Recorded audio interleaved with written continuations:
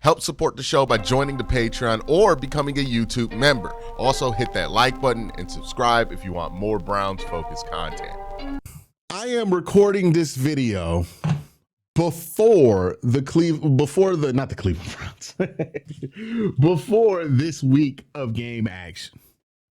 And I'm recording this video because I want to talk about something that I think people miss the mark on routinely. And that is the conversation about, tanking, what that looks like, when should the Browns make a decision on what they're going to do as far as that goes, and, why it is that a team would do that and everything else, right? Now, if you know me, you listen to me any long, I'm not a big fan of tanking. I think tanking is a terrible strategy. It's one of those things that sounds better on paper than actually implementing, right? Like you ever hear, like you know that sometimes there are ideas that like sound great, but then you actually try to do them, and then you realize that like actually going through with this and seeing the details of it, it's just so much more difficult than you could imagine it being on paper. And tanking is definitely one of those things. So I'm not like a fan of long-term tanking, like going into a season and saying we're just going to lose a bunch of games.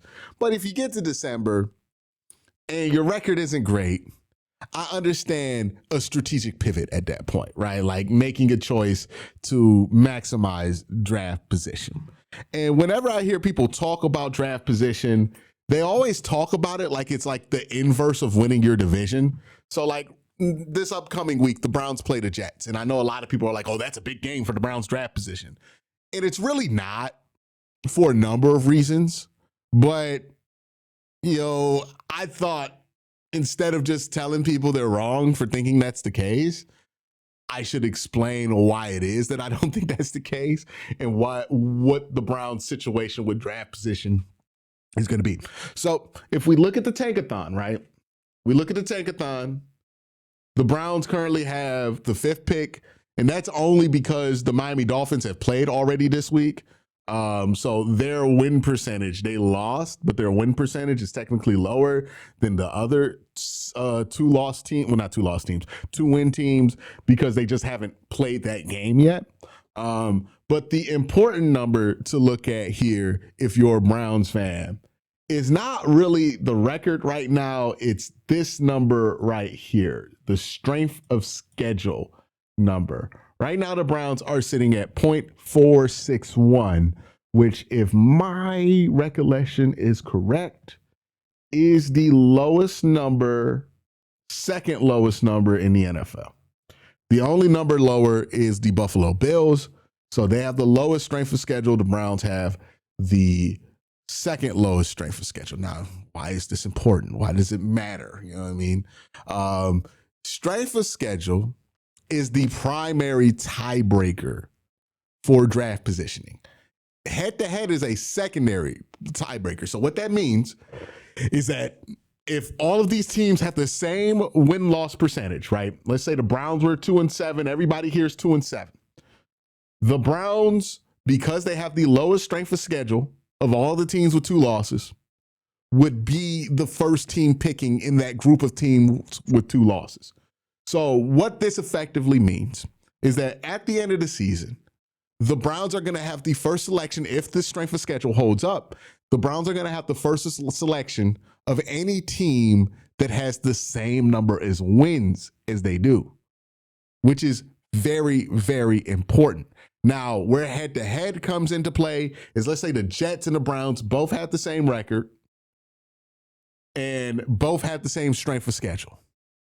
Then it starts to matter what the head-to-head result was. But that happening is very rare. It's super rare that you have a tie with strength of schedule. There's like a couple of them right now, like the Giants and Las Vegas have a tie. The New Orleans Saints and the Jets have a tie. So it's not like the most common thing in the world right now. Like Dallas and Carolina also have a tie here. So it's not uncommon, but it's not the most common thing in the world.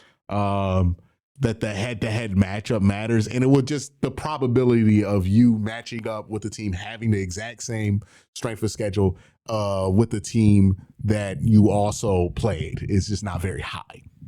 So what that means is that the Browns kind of control their own draft destiny. Now, the reason I think this is a December conversation more than something you should track actively in November, I think it's a waste of time to track actively in November, is the draft position doesn't start to crystallize until then, right? So right now, you got a bunch of teams with the same amount of losses. That's not going to hold up. Some of these teams are going to get hot. Some of these teams are going to get cold. The top 5 conversation is going to look a lot different by the time we get to the end of the year. Also, another thing to keep in mind is that it is very likely that all of these teams right here that are sitting at 2 wins or 1 win are going to get to 3 wins at least, right? Yeah, I know people think the New Orleans Saints are terrible, but they're going to get to 3 wins more than likely. The Jets are probably going to get to 3 wins some way, somehow. The Titans are going to get to 3 wins last year. The number 1 overall pick last year was the Titans. They had 3 wins, right? So more than likely, everybody's getting to 3 wins. So that's something that's why it's important to not be that invested in it right now. Because let's say the Browns and the Jets, they play this week and the Browns win or lose that game. Well, it's not really going to matter if both teams have 3 wins. So if the Jets get the 3 wins and the Browns don't win a game after that Jets game, and then they're tied up there in the draft order, the Jets' strength of schedule is 4.92. The Browns' strength of schedule is 4.61. That means they win the tiebreaker. They'll pick before the Jets. So that's why it doesn't matter. And that's why there's an opportunity presented here. Now, I'm going to talk more about that opportunity in just a second, but quick, let me thank my sponsor, Sleeper. Real quick, just want to let you guys know Sleeper has a new offer here. They're offering a free $20 entry, no deposit required. And also, if you're a first-time user, you also will receive a 100% match on up to $100 when you use the promo code Worst Take. Again, $20 free, no deposit required. Plus, first-time users also receive a 100% deposit match up to $100. Join Sleeper. So we've kind of broken down how these tiebreakers work in the draft and what's really important to watch, right? And if you're a Browns fan and you insist on wanting to watch something in the draft right now or watch something for the draft, on top of the Browns win-loss record, which again, we'll see what it is by December. If they have 3 wins by December, they're probably going to make a strategic pivot. But if they have like 4 or 5 wins, then even still, they could be in really good position to get a top 10 pick, right? So the Browns are in a good spot to get the most out of whatever their record is, pick-wise. And the number you need to watch is 4.61, right? This right here, the win percentage number. This is super important. Now, the reason why the Browns have a really weak strength of schedule right now is because of what's going on with the AFC North. The Baltimore Ravens are 3-5. The Cincinnati Bengals are 3-5. And the Pittsburgh Steelers are inching towards 500. And that means that all of these win-loss numbers, not win-loss numbers, but the strength of schedule is like doubly impacted by your division. So the worse off your division is, the better off your strength of schedule is. So the more Pittsburgh loses, if Baltimore only bounces back to like a 500 record, if Cincinnati continues to lose, that's going to be good for the Browns in the long run. It's also going to impact the other AFC East teams that you're competing with because they're also playing the AFC North, but the Browns will benefit more from the AFC North stinking than those teams will because the Browns play those teams twice as much. So that's why their strength of schedule is so low. So if you want to track anything throughout November, strength of schedule is the thing to impact, because if we go to like last year's draft, right? Because like even if the Browns win, let's say you don't think the Browns are going to be a 3-win team like last year, you think they're going to be a 5-win team.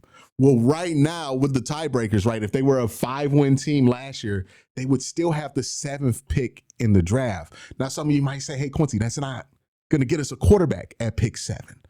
But I can throw out a couple of theories because some of the teams that are also going to be bad, right, are kind of committed to quarterbacks.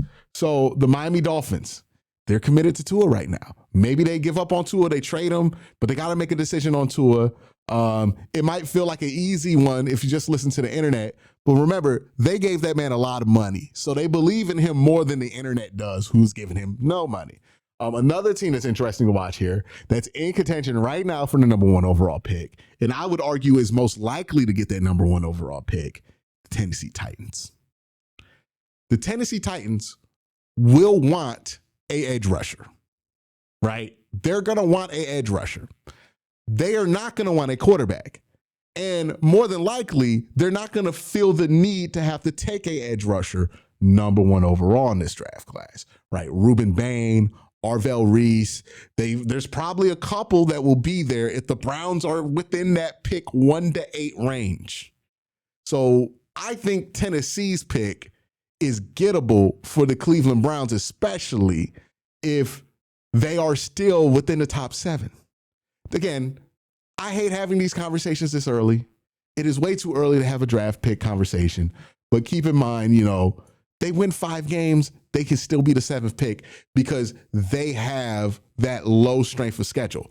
So if you want to look forward to anything and you're a Browns fan and you want to have the Browns have the freedom to do whatever they want to do at the end of the season, but also be in a position to take advantage of it in the draft, you need to watch the strength of schedule number for the Browns.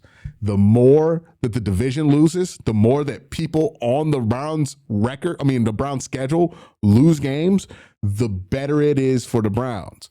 Because the lower this strength of schedule number is, look at the difference here, right? If you are a 5-win team and you win strength of schedule, you go from being the 7th pick to possibly the 10th or the 11th pick. That's how much, that's how much strength of schedule can flip things, right? With all the tiebreakers that happen during the course of a season. So that's going to be something that gives the Browns control in their draft fate. We'll see what they do with it. But I want to thank you guys for watching. Y'all have a great day. Have an even better night. Peace.